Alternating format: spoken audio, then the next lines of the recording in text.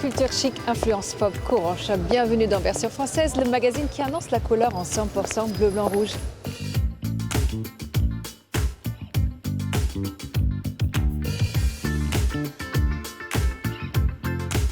Institution française, l'Assemblée nationale n'a pas dit ses derniers mots. On a voté à l'unanimité pour une visite en coulisses. Découverte du métier de galeriste avec Sophie Meignet-Jullereau, elle nous présente ses artistes et sa philosophie. Si Racine boit l'eau de La Fontaine Molière, nous, on boit les paroles de spécialistes du dramaturge. Visite théâtrale de Paris. On pourrait presque perdre la tête aux côtés de Lucie de Syracuse et de ses créations chimériques. Focus sous cloche. Dénichés aux quatre coins de France, voici les immanquables de la semaine, ses points de vue.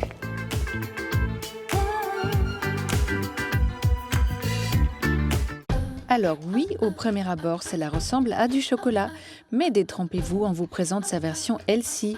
Ces drôles de carrés sont composés de deux choses, de légumes et un peu de beurre de cacao. L'idée est évidemment française et le but est de pimper facilement nos repas, de quoi nous donner envie de reviser notre géométrie culinaire. L'histoire de la chevalière remonte à des milliers d'années. Déjà les pharaons en portaient, ornés de symboles en lien avec la nature et les dieux. Chez les Grecs et les Romains, elle servait à signer les sceaux de cire avant de s'affubler, plus tard, des initiales et armoiries de son porteur. Rassurez-vous, aujourd'hui, plus la peine d'être un lord ou une dame de la cour pour la porter. C'est une fleur en plastique dans l'atelier du peintre Mondrian qui inspira les auteurs de cet ouvrage à la croisée des mondes.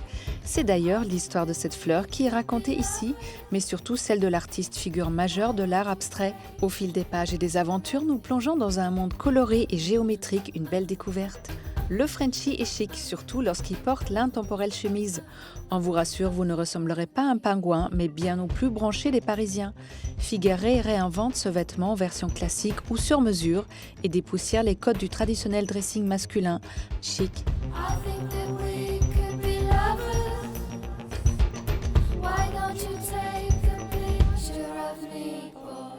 Ici, en débat, on propose, on amende et on vote. C'est l'Assemblée nationale. Nous avons poussé les portes, cet emblème de la République.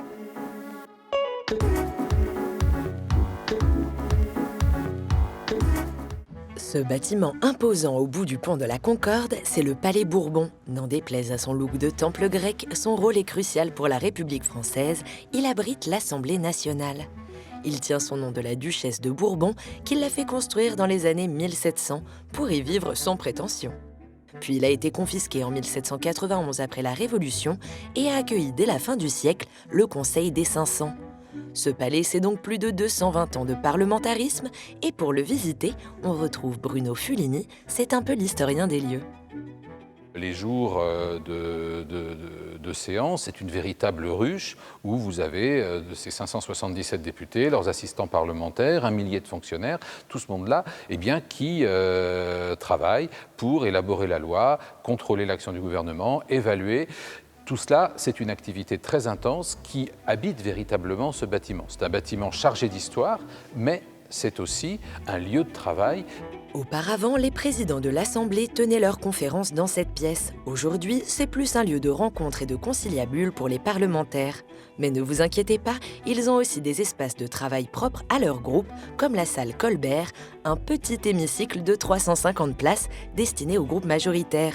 Il est strictement interdit au public et c'est bien dommage car il recèle un trésor, cet illustre tableau qu'on ne voit que dans les livres d'histoire.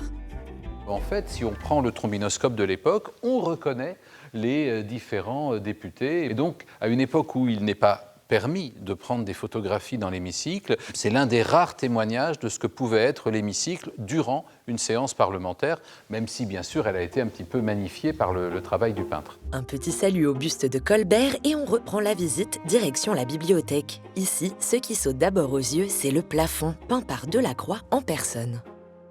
Tout au fond, c'est Orphée qui enseigne la poésie aux Grecs. Au-dessus de moi, Attila et ses hordes barbares foulant la civilisation. Et puis, entre ces deux pôles, finalement, il y a une série de coupoles avec toutes les disciplines de l'esprit humain. La bibliothèque compte 800 000 ouvrages rassemblés depuis la Révolution française et des manuscrits très précieux comme le procès de Jeanne d'Arc et les confessions de Rousseau. Une fois les barrières dépassées, l'ambiance est studieuse et le silence est d'or. Bon, on ne va pas vous faire attendre plus longtemps, on passe par la salle des 4 colonnes où les journalistes rencontrent les députés et on pénètre dans la salle des séances, plus connue sous le nom d'hémicycle. Ici, depuis 1932, la déco est figée, ou presque.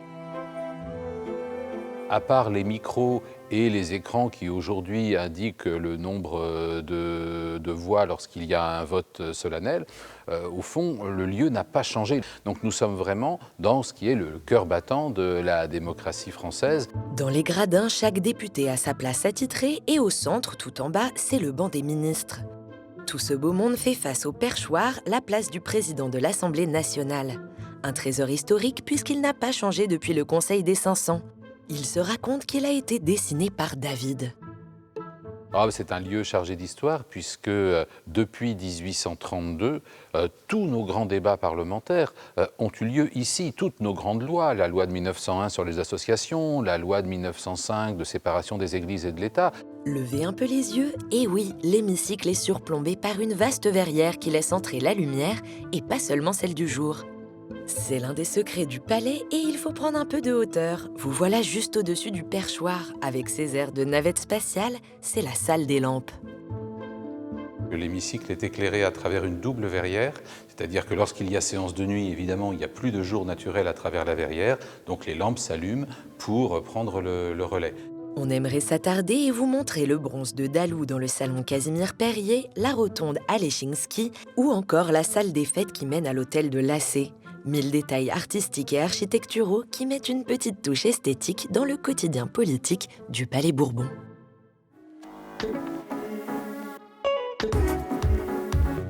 Derrière les grands artistes se cachent aussi de grands galéristes. Aujourd'hui, c'est Sophie Meignet-Julereau qui nous parle de son métier avec passion.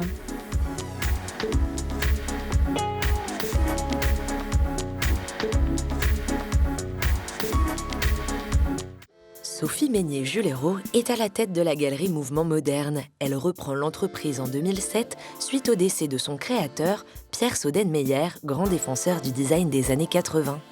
Depuis, elle apporte son regard de galeriste, sa poésie et sa passion du métier.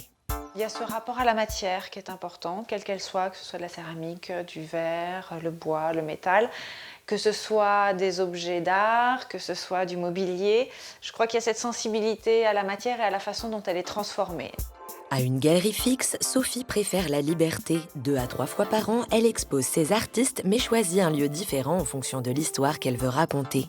Chaque année, elle est aussi présente au PAD de Londres et de Paris, événement incontournable pour les collectionneurs d'art et de design. Un calendrier bien chargé pour un rôle qui l'est tout autant. La première chose, c'est présenter le travail d'artiste, les défendre. Mais c'est aussi un métier où on fait beaucoup de choses très différentes. On fait de la communication, on fait du commissariat d'exposition, on fait de la vente, on gère de la production. On est amené à travailler avec beaucoup de gens différents, de différents corps de métier. Donc je crois que voilà, c'est cette activité un peu pluridisciplinaire qui m'a aussi beaucoup intéressée. D'ailleurs, elle passe beaucoup de temps à chouchouter ses artistes. Aujourd'hui, elle se rend chez Daniela Bussarello, avec qui elle organise une exposition. Ce que j'aime dans le travail de Daniela, c'est son travail de la matière. C'est de la peinture, mais elle a une vision très particulière de cette technique. Quand on voit ces peintures, de prime abord, on n'a pas forcément une impression de peinture. On a une impression de mouvement, de matérialité. D'émotion, de quelque chose qui est très chargé, d'émotion, de vie, mais on ne pense pas forcément à la peinture, on pense plutôt à du textile. Et le coup de cœur a été partagé entre les 2 femmes. C'est facile, c'est naturel, petit à petit on s'est appris à connaître l'une à l'autre. Tout est comme un mariage, entre guillemets. Il faut qu'il y ait une harmonie, et ça, et l'écoute. Mais alors Sophie, comment fait-on pour être sur la liste très sélective de la galerie Mouvement Moderne?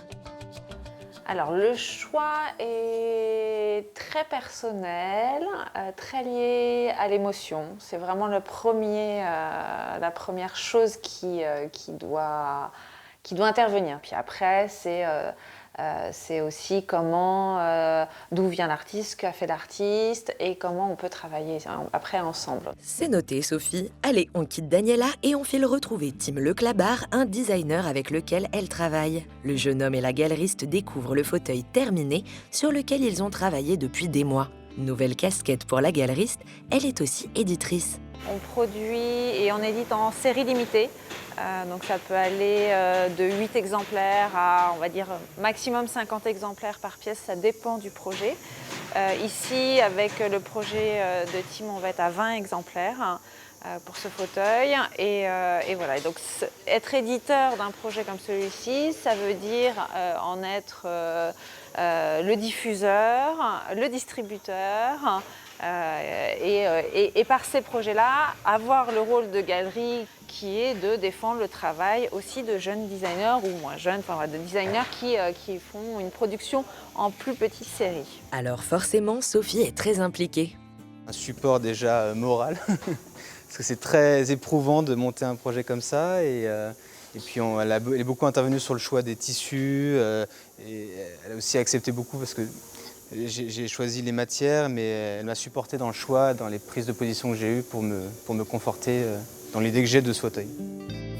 Quand on vous disait qu'elle chouchoutait ses artistes, mais c'est finalement ça aussi, le rôle d'une galeriste d'art.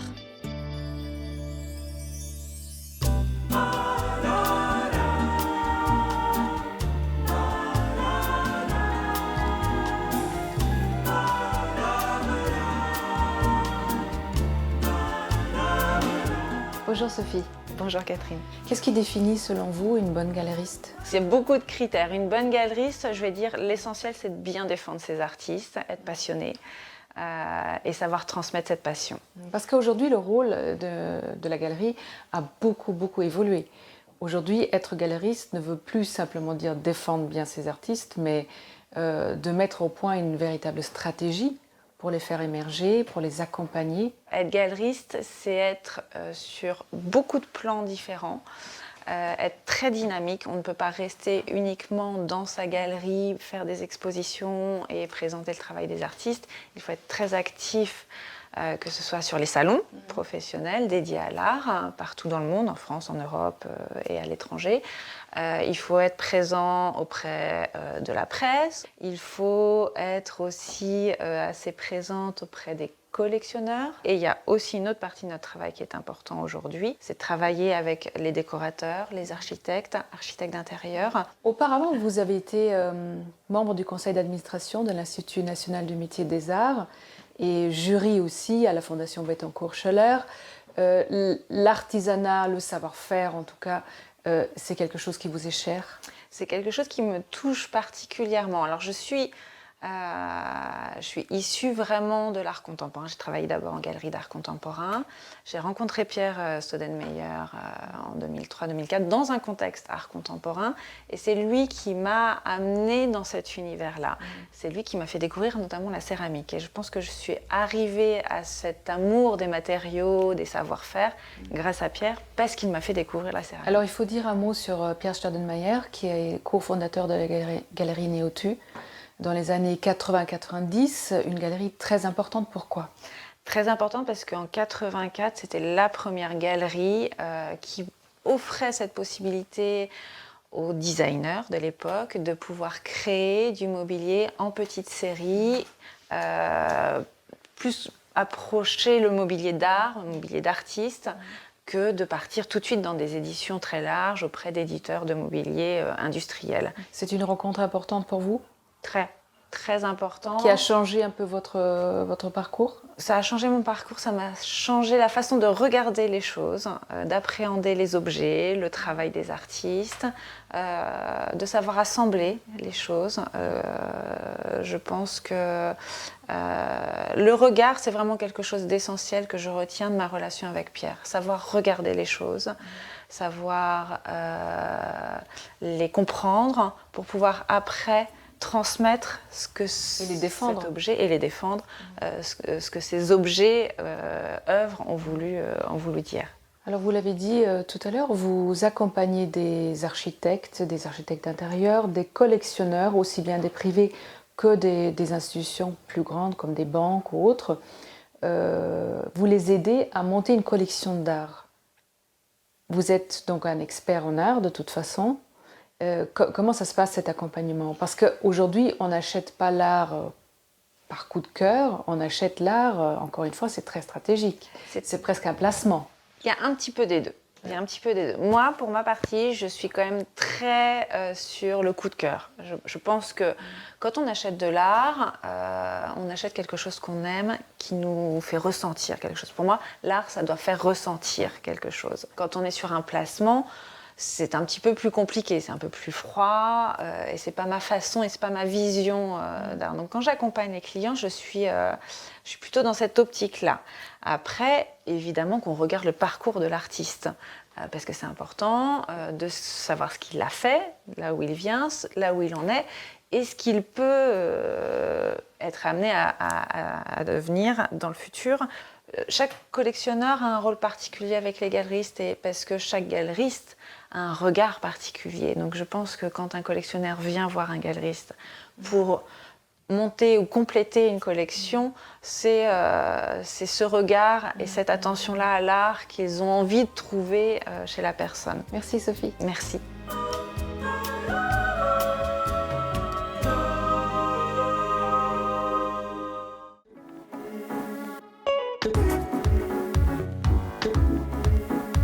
Jean-Baptiste Poquelin, ou plus communément Molière, a marqué l'histoire par ses écrits. On le retrouve au fil des rues de la capitale, en Seine.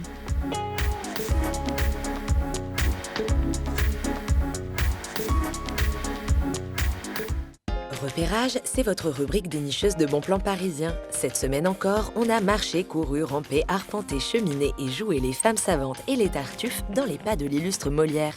Pour commencer cette balade, il est une adresse où le célèbre dramaturge du XVIIe siècle règne encore en saint patron. C'est la Comédie Française, ancien théâtre du Palais Royal où Molière dirigeait l'officielle troupe du roi. C'est peu dire que l'esprit du comédien plane encore sur la maison. Aujourd'hui, on en est à peu près 34 000 représentations du théâtre de Molière depuis la fondation de la Comédie Française. Et donc c'est de très très loin l'auteur qui est le plus fréquemment joué. La troupe perpétue ainsi depuis des siècles son héritage. Et si l'on est attentif, on retrouve son effigie un peu partout dans les couloirs du théâtre, qui a même conservé l'empreinte de son fessier. C'est le fauteuil dans lequel on jouait le malade imaginaire, jusqu'à très tardivement, puisque jusqu'en 1879, il était utilisé sur scène. Et aujourd'hui, bien sûr, on n'utilise plus pour le malade imaginaire.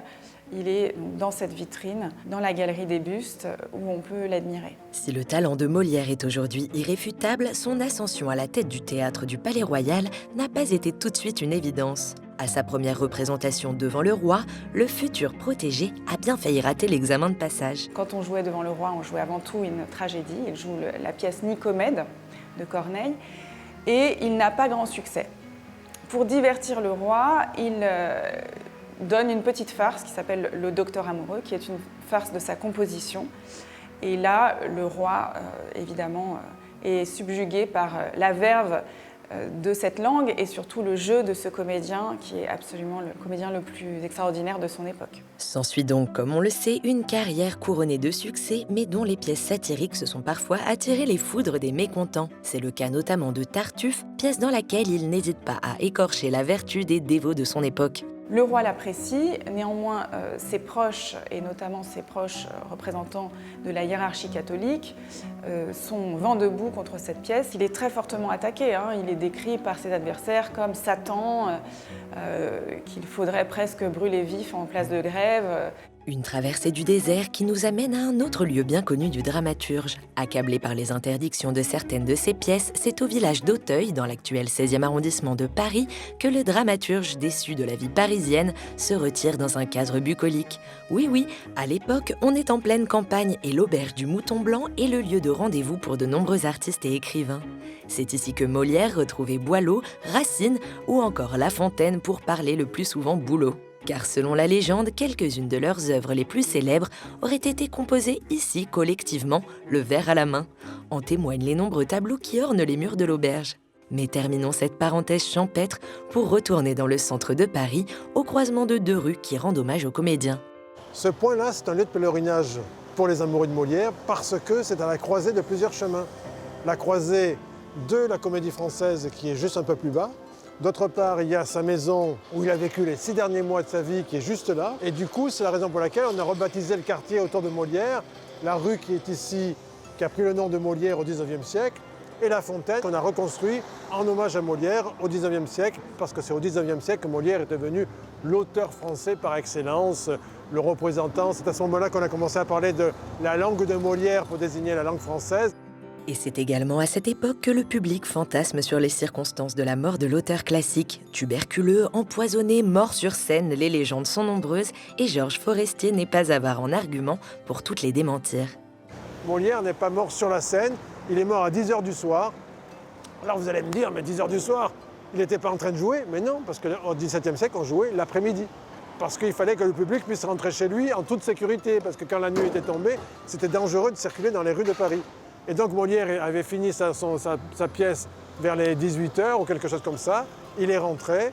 2 heures après, il a été pris d'une quinte de toux plus violente. Ça a fait éclater une veine dans ses poumons et il est mort. Molière est mort, vive Molière, auteur à jamais éternel sur les planches de la capitale.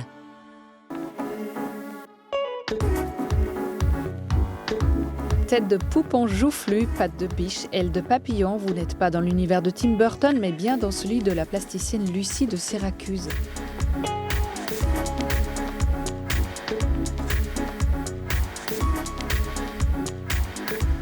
Dans la grande famille des artistes, on demande les plasticiens. On vous arrête de suite, rien à voir avec l'usage du plastique, quoique certains peuvent en utiliser. Cette catégorie d'artistes a émergé au XXe siècle devant le nombre grandissant d'artistes pluridisciplinaires et aux supports variés.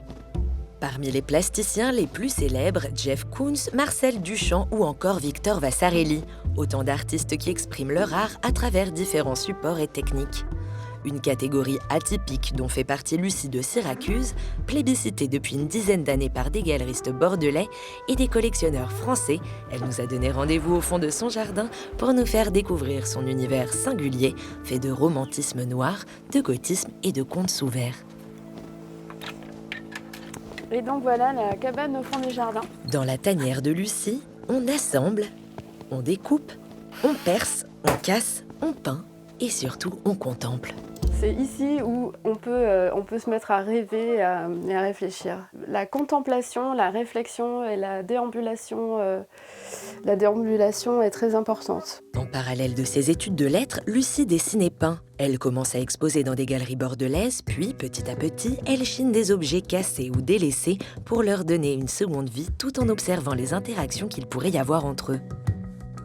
Et j'ai commencé à ramener à la maison beaucoup de ces objets que j'ai installés un peu dans des vitrines, dans des étagères. Et les histoires qui se tissent entre les objets sont primordiales, voilà, parce que je les installe pour qu'il se passe des interactions entre elles. Voilà. Et je change de place si je vois que ça ne marche pas. Donc j'observe beaucoup et j'essaie d'inventer un peu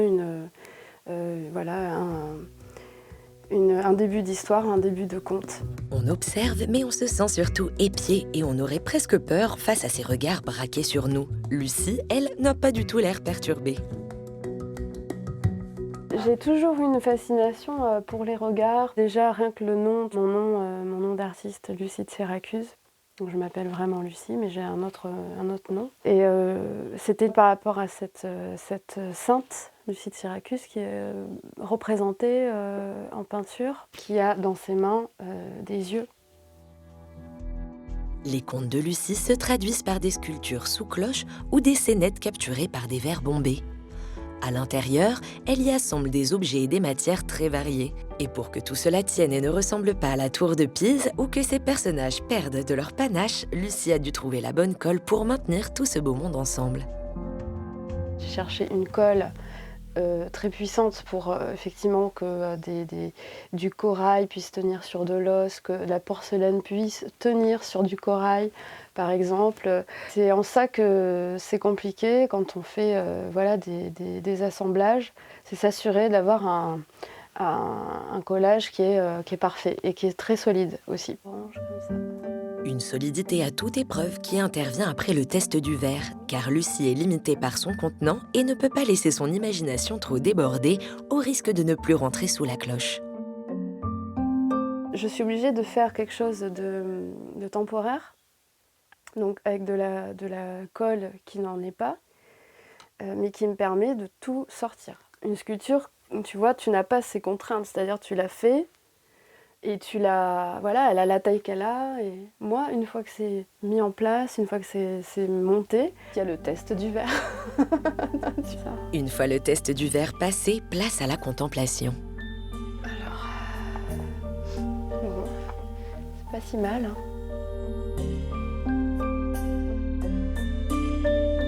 Et lui, celui de droite, il caresse vraiment.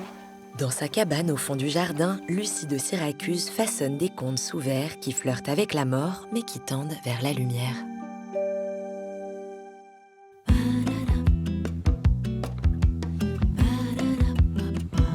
Voilà, c'est tout pour aujourd'hui, mais on se retrouve très vite et en attendant, restez chic toujours. Bye.